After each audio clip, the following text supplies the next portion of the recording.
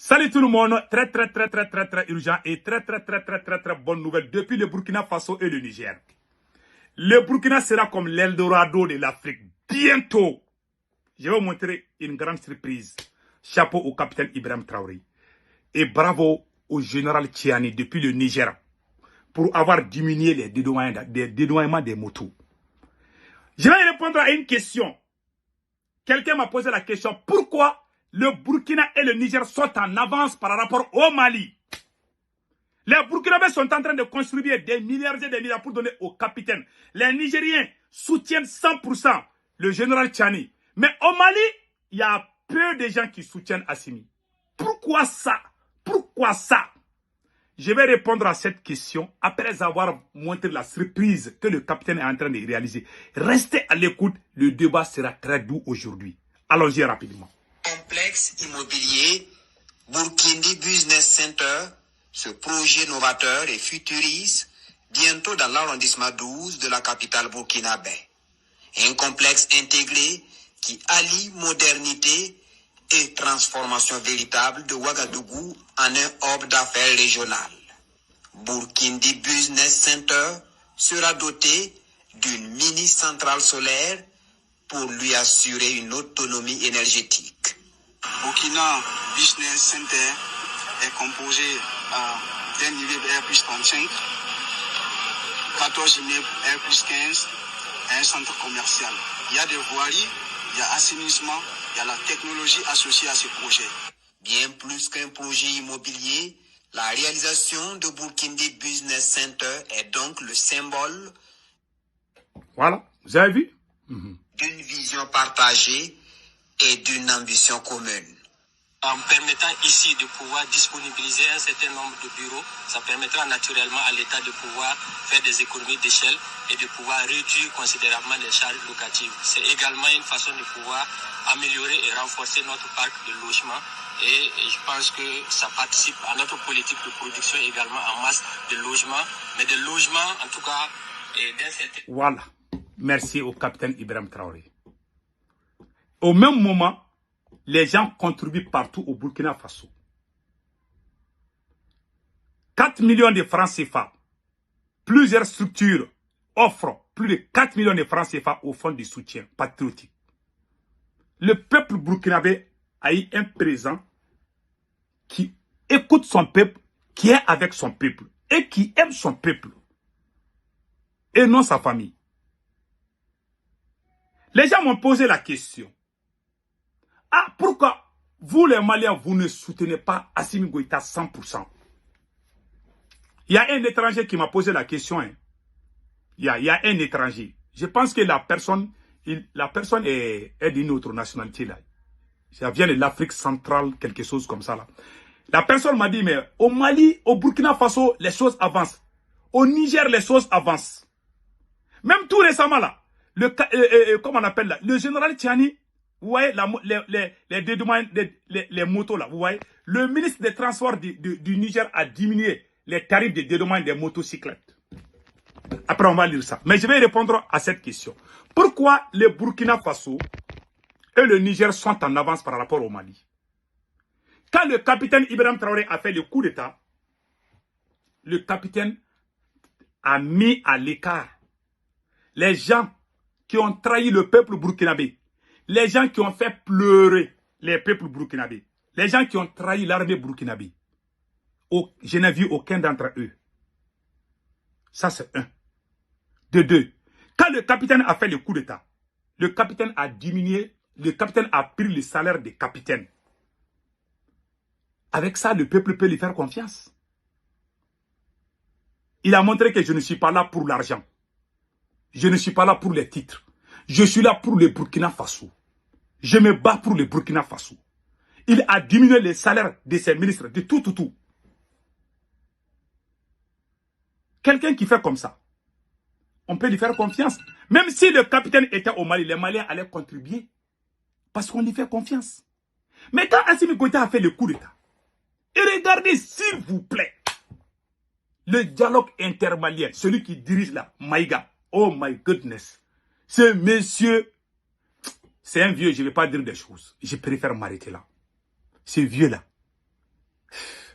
Et les gens qui ont détruit l'armée malienne, allez-y au CNT du Mali, allez-y au gouvernement malien, allez-y au palais présidentiel. Les mêmes personnes, les mêmes têtes qui ont appelé la France, qui ont détruit l'armée malienne, qui ont vendu nos avions, ce sont les mêmes personnes qui sont aux commandes aujourd'hui à côté du président Assimi Goïta. Ça, c'est la première erreur du président Assimi Goïta. La deuxième erreur du président Assimi Goïta, il a mis sa famille aux affaires. Avec ces deux erreurs, le Mali n'ira nulle part. On est en train de détourner à gauche, à droite. Le président même, il ne contrôle plus rien, presque. Quand il met ta famille dans les affaires, on dirait que c'est une malédiction. On a dit depuis le début. Ceux qui ont fait la révolution, on est en train de les casser les pieds au profit des voleurs. Les Maliens sont déçus aujourd'hui. Allez-y, regardez les plus grands, les personnes saines au Mali. Le chef religieux du Mali, Ousmane Seri Maran Aïdara, il a tapé, il a dit que ces gens-là sont en train de voler. Le chef des musulmans du Mali, le chef du Haut Conseil islamique du Mali, Ousmane Seri Maran Aïdara, il a dit ça. Il dit que ces gens-là sont en train de tout voler. Il y a un autre prêcheur, Maï Ouattara. Maï Ouattara a dit que mais non, rien ne bouge au Mali. Même le vieux shérif de Nioro, qui est le plus âgé, il dit que ça ne va pas. Donc, comment tous ces gens... Donc, Assimi est le seul qui est bon au Mali. Ceux qui le critiquent sont ceux qui sont mauvais. Mais est-ce que vous êtes... Allez-y vous renseigner d'abord. Je ne vais pas dire certains. Les gens qui ne connaissent pas la réalité, méfiez-vous. Si les Maliens n'aiment pas Assimi, ils n'allaient jamais avoir coup d'État dans les autres pays. Parce que quand Assimi venait là, les Maliens l'ont applaudi. Ce sont les Maliens qui ont fait que les gens ont aimé faire le coup d'État. Tous les Maliens ont soutenu Assimi Goïta quand il y a eu embargo. Tous les Maliens, je dis bien, tous les Maliens.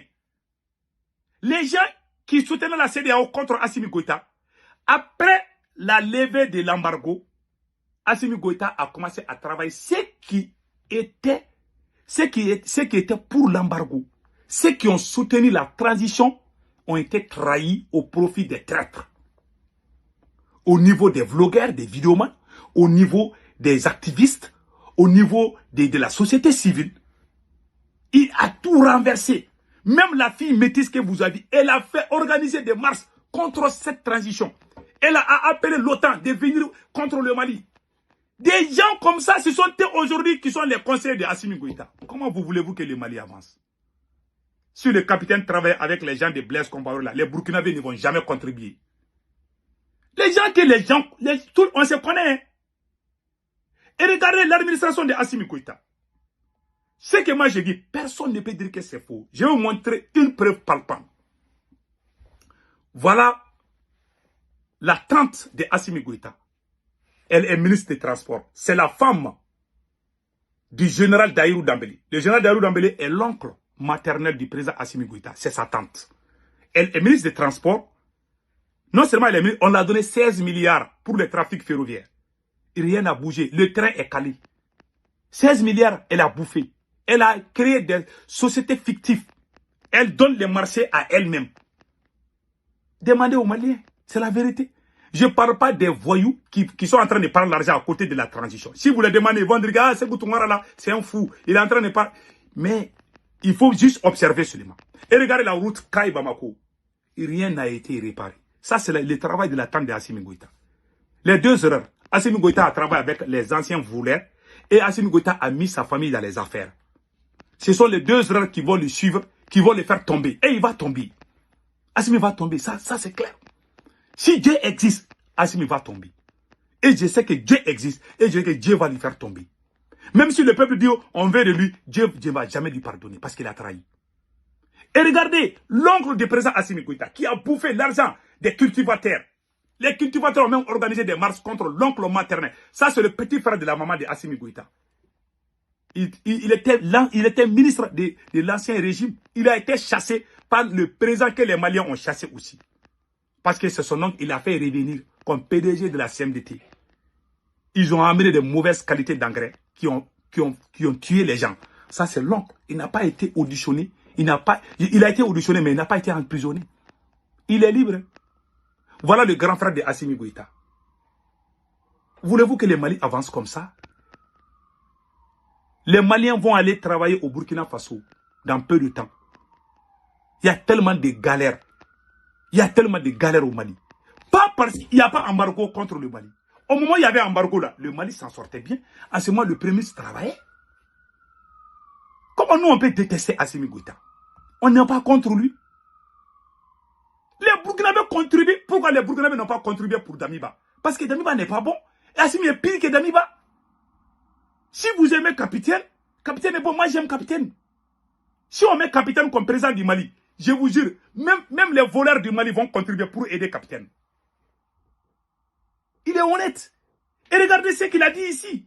Mais c'est des gens qu'on doit aider. Mais il y a des gens qu'on ne peut pas aider. On ne peut pas aider Assimi. Non, non, non, non, non, non, non, non. Celui qui va aider Assimi, viens l'aider là. Nous, on a fait notre mieux. Ce que nous on veut là, qu'il nous laisse notre pays. Vraiment, c'est ça que nous on veut aujourd'hui. On ne veut plus de lui. Je vais être très honnête.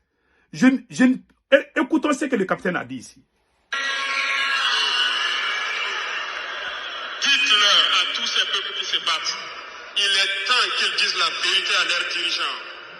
Au Burkina Faso, lorsqu'il s'est agi pour nous de contribuer donc pour que le FDS soit équipé, les députés n'ont plus de salaire aujourd'hui. Ils n'ont que des indemnités de session. Les salaires des ministres ont été diminués au maximum et le peuple contribue. Vous ne pouvez pas lutter et vouloir que les dirigeants soient dans un luxe insultant. Les peuples doivent se réveiller et exiger cela de leurs dirigeants. Voilà. Il a dit ça. Il a dit ça. Il y a plein de choses qu'on peut montrer. Plein de choses. Et il y a un conseil que je veux. Pour démontrer que, qu'est-ce qui se passe? Le gars, il nomme un frère, un cousin, un beau-frère ou une belle-sœur, qui peu importe. Mais après, avec le temps, les gens sont immensément riches. Et quand ils ont l'argent pour faire ce qu'ils veulent, ils pensent que tout leur est permis. On ne peut absolument rien les faire. Mais sauf que dans l'histoire des nations, la plupart du temps, quand la famille s'approche au pouvoir, c'est la catastrophe. Et ça crée des inimitiés un peu partout parce que chacun va créer ses amis, ses connaissances. On a de nouvelles entreprises qu'on va créer, des prête-noms, parce qu'on veut donner des marchés à X, on ne veut pas donner à Y. Et à un moment donné, on devient fort. Voilà. Tellement fort qu'on se dit absolument rien ne peut nous arriver. Et la plus grosse erreur que la plupart des dirigeants africains commettent, c'est quoi? C'est l'argent. On se dit, on est riche. Quand on est riche, on peut acheter qui on veut. On peut avoir des gens qui seront là pour crier nos noms partout. Il y a des gens qui seront là pour dire qu'ils vont nous protéger. Il y a des gens qui seront là qui vont chanter au quotidien que sans moi je ne suis, le pays va disparaître. Sauf qu'aucun président ne doit comprendre cela comme un bon message. C'est ceux qui vous aiment qui vous disent attention à la gestion familiale du pouvoir, attention au copinage, attention au népotisme, parce que ça vous rattrape tôt ou tard. Ça, c'est clair. Et il y en a même qui vont dire si le président là, si lui là il disparaît, le pays va disparaître. Sauf qu'aucun président n'est mort et puis le pays a disparu de la carte avec le président. L'histoire des nations enseigne. C'est pourquoi nous disons très souvent aux différents chefs d'État africains, quand vous rentrez dans un palais, que ce soit un palais présidentiel, que vous soyez premier ministre ou ministre, vous ne devez jamais oublier de faire Voilà, vous devez, voilà. Récapitulatif de ceux-là qui vous ont dévancé à ces postes de responsabilité. Dans toutes les nations, il y a eu des présidents qui se sont succédés. Le fauteuil présidentiel que vous occupez, sachez que quelqu'un d'autre va l'occuper à votre place. Tôt ou tard, vous aurez fait 1 an, 2 ans, 3 ans, 10 mois, ou 1 an, ou 10 ans, ou 20 ans, ou 25 ans, ou 30 ans, vous allez finir par tomber. Et plus vous durez au pouvoir, avec la gestion familiale, plus vous créez autant d'ennemis autour de votre famille, parce que le jour que vous tombez net, ça devient la catastrophe à tous les niveaux.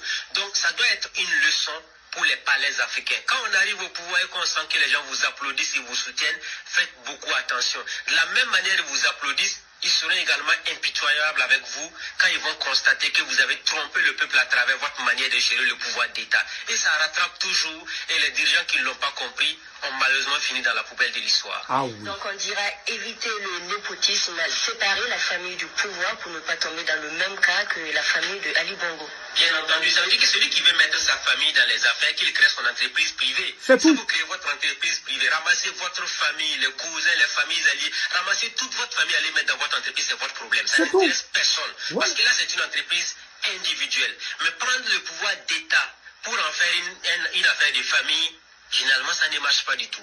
Voilà. Ça, tout le monde doit le comprendre. Même le nouveau qui vient d'arriver au Gabon, le général Olingi, s'il s'amuse aussi à faire comme ce que la famille Bongo a eu à faire de par le passé, l'histoire va se renfermer sur lui de la même manière. Donc, nous pensons que chaque fois, il y a des cas similaires qui se produisent. Mais ça n'enseigne pas assez les dirigeants africains. En fait, on a l'impression que quand on arrive au pouvoir, on devient amnésique, on oublie tout. On pense qu'on est fort, Voilà. indispensable, alors que les hommes indispensables peuplent les cimetières. Ce n'est pas non plus exceptionnel en matière de président. Depuis 1960 à aujourd'hui, tous les pays africains ont connu divers présidents. Voilà, c'est tout. C'est tout. Vraiment, c'était des conseils. Même au Niger, là, le président du Niger, il a diminué. Comment? Oui, attendez, je vais vous montrer ça là aussi. Là. Le président du Niger, voilà. Le gouvernement nigérien allège les charges liées au dédouanement et à l'immatriculation des motos. Le gouvernement nigérien a annoncé une série de mesures visant à alléger les charges liées au dédouanement et voilà. C'est ça. Donc le Niger, voilà ce que le Niger vient de faire. Quand il y a moto, ils ont diminué le gaz, le prix du gaz. Ils ont diminué le prix du ciment. Maintenant, même les dédouanements, ils sont, quand il est là au pouvoir, il faut faire, mais tant que ta famille a sa bouche là, c'est une malédiction. C'est ça qui est beaucoup. Quand tu vois un président qui est en train de mettre sa famille là autour du pouvoir là, ça veut dire que ce président est maudit. Il n'ira nulle part. Ça, c'est des choses naturelles. C'est une trahison contre le peuple. Prendre le pouvoir et faire ça à une soirée familiale. Tous les présidents qui ont fait ont été humiliés. Ça, c'est clair. Que ça soit à ton vivant ou à ta mort, les gens ne vont jamais pardonner. En bon entendeur, salut.